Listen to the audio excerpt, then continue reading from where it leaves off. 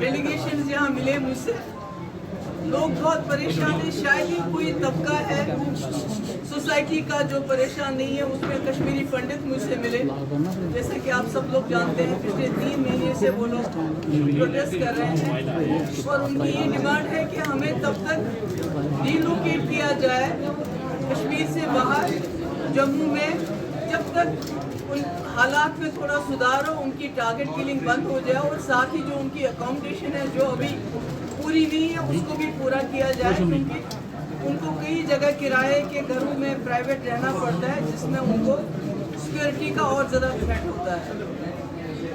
इसके अलावा हमसे जो यहाँ फार्मर्स का डेलीगेशन मिला, जैसे आप जानते हैं रणबीर सिंह कनाल जो है, जो पूरे वहाँ अरसपोरा और सुचीतगढ़ साइड में पानी देती है खेती बाड़ी के, वो बहुत बर्बाद की हालत में पड़ी हुई है। उसका एस्टिमेट बना हुआ है जिससे उसको रिपेयर फिलहाल हो सकता है, जिससे वहाँ खेती बाड़ी का काम चलाया जा सकता है, मगर कोई ऑफिसर ध्यान नहीं दे रहा है। नतीजा ये है कि इस साल की बासमती जो भी फसल है वो वहाँ बिल्कुल ख़राब हो जाएगी। इसी तरह हमसे जो ये एम्प्लॉयज़ हैं वो मिले, रिटायर्ड एम्प्लॉयज़ हैं और जो इस वक्त काम कर रहे हैं वो एम्प्लॉयज़ भी मिले, जिन्होंने ये कहा कि SRO 43 को ख़त्म करके उनको बहुत दिक्कत हो रही है। पेंशन उनको जो प्रोविडेंट फंड है उसको मिलने में बड़ी दिक्कत हो रही है, ग्रेच्युटी मिलने में बड़ी दिक्कत हो रही है। जो मिनिमम वेजेस हैं जो पूरे कंट्री में अप्लाई होते हैं यहाँ पर नहीं हो रहे हैं, जिसकी वजह से काफ़ी दिक्कत है। डेली वेजेस जो हमारे वक्त में कुछ हमने रेगुलर किए थे, बाकी हज़ारों की तादाद में ऐसे ही पड़े हैं, उनके लिए कुछ नहीं हो रहा है। उसके बारे में बात हुई और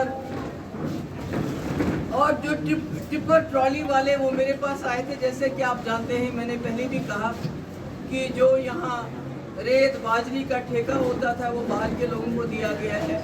इन लोगों के लिए मुसीबत बन गई। इनको कहते हैं 2 घंटे के अंदर आप अपना जो भी ट्रांसपोर्ट करना है वो कर लीजिए, अगर उसके अलावा किसी टाइम पकड़े जाते हैं उनको बहुत पैसा पेनल्टी देनी पड़ती है या तो अदालत में जाना पड़ता है, उसकी वजह से उनको बहुत दिक्कत है। इसी तरह कश्मीरी पंडित जो हमारे पास आए थे उन्होंने ये भी शिकायत की कि सिलेक्टिवली कुछ लोगों को जो यहाँ रूलिंग पार्टी है उनके कहने पे ट्रांसफ़र किया गया है, उनको यहाँ लाया गया है, मगर जो बाकी लोग हैं उनकी ज़िंदगी के साथ खिलवाड़ हो रहा है। उनको कहते हैं आप जाओ, आपको जीना मरना वही है, हम आपको ट्रांसफ़र नहीं करेंगे, आपकी तनख्वाहें नहीं देंगे। इसलिए ये सारे जो इश्यूज़ मैंने अभी टच किए हैं, माइक्रो इंडस्ट्रीज़ है, उन बेचारों के लोन है, उनको दिक्कत हो रही है,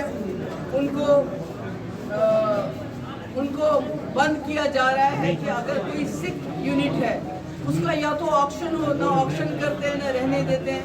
बहुत सारी ऐसी प्रॉब्लम्स हैं जो मेरे पास लोग लेके आए थे। इसके अलावा आप जानते हैं कि जो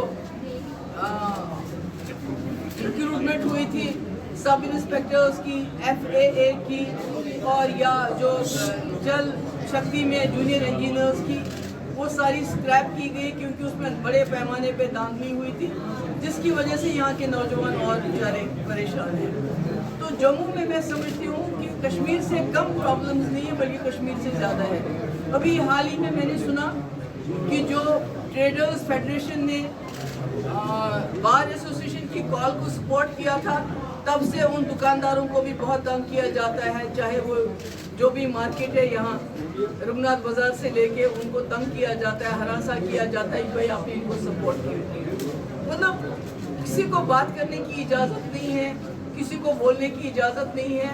तो मैं आपके माध्यम से ये जो जितनी भी प्रॉब्लम्स हैं इसको यहाँ के जो लेफ्टिनेंट गवर्नर साहब हैं उनकी नज़र में लाना चाहती हूँ कि वो इन प्रॉब्लम्स को देखें। ये तो अच्छा है कि जो आप PR पे इतना पैसा खर्च करते हैं कि सब कुछ चंगा है, चंगा कुछ भी नहीं है। लोग बहुत परेशान हैं, बहुत मुसीबत में हैं। इन लोगों के हालात पे नज़र डालिए। दूधी गुजर है, वो बेचारे कभी कहाँ जाए, कभी फॉरेस्ट डिपार्टमेंट के लोग आते हैं, कभी रेवेन्यू डिपार्टमेंट के लोग आते हैं, इधर से उधर उधर से इधर निकालते हैं।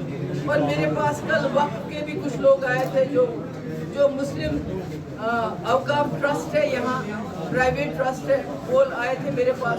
उन्होंने मुझे ये बताया कि कई जगह जो वक्फ की ज़मीन है वहाँ रातों रात उसको निकाल के वहाँ झंडा लगा के कुछ और किसी और मजहब की कोई इमारत बनाई जाती है, और उसके बाद कहते हैं जब पुलिस के पास जाते हैं वो कहते हैं इमारत बन गई, अब हम क्या कर सकते हैं।